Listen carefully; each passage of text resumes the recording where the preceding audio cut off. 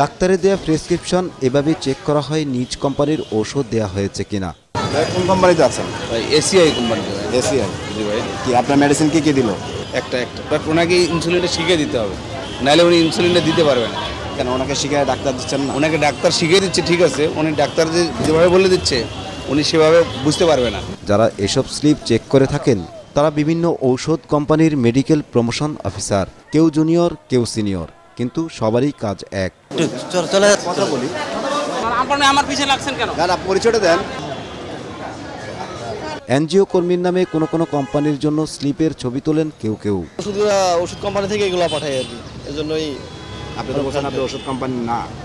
আমরা একটা সংগঠন, এনজিও। এভাবে রোগীর স্লিপ চেক করা আর ছবি তোলার পেছনে রয়েছে অনেক কারণ। কিছু চিকিৎসকদের বড় বড় উপহার দেওয়া হলেও কোম্পানির পক্ষ থেকে ছোট ছোট উপহার থাকে প্রতিনিয়ত। ওষুধের মোড়কের ভিতর চিকিৎসকদেরকে দেয়া এমন উপহার একুশের ক্যামেরায় বন্দী হলেও বিক্রয় প্রতিনিধির দাবি এমনটা সব কোম্পানি করে থাকেন। এটা কোম্পানি সব পলিসি আর কি, ফর্মালিটি মেইনটেইন। যেটা এই যে টেনিকার, এটা এক একটা কোম্পানি, বাংলাদেশে 350 প্লাস কোম্পানি আছে।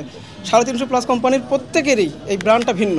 ব্র্যান্ডটা ভিন্ন হওয়ার কারণে এত কোম্পানি এতগুলো জায়গায় কাজ করে, সবাই সবার ব্র্যান্ডটা নেওয়ার জন্য চেষ্টা করে।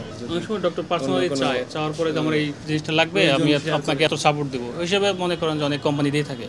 উপহার বিষয়ে কোনো কোনো চিকিৎসক বিষয়টি অনৈতিক বলে জানালেও কেউ কেউ ইঙ্গিত করেন বড় চিকিৎসকদের দিকে। এরকম তো আমরা তো পাই নাই এখন যারা পাইতেছে ওরা তো এই ব্যাপারে এটা আপনারা যারা ওদের সাথে আলাপ করতে পারেন যে সব সেক্টরই বোধহয় এগুলি হয়ে গেছে, তারা এগুলি দিয়ে তারা তাদের প্রোডাক্টটা যাতে, কারণ অনেক কোম্পানি অনেক প্রোডাক্ট এগুলি তারা মনে করে যে তাদের প্রোডাক্টটা হয়তো মোটিভেট হয়ে লিখতে পারে, কিন্তু আশা করে আসে।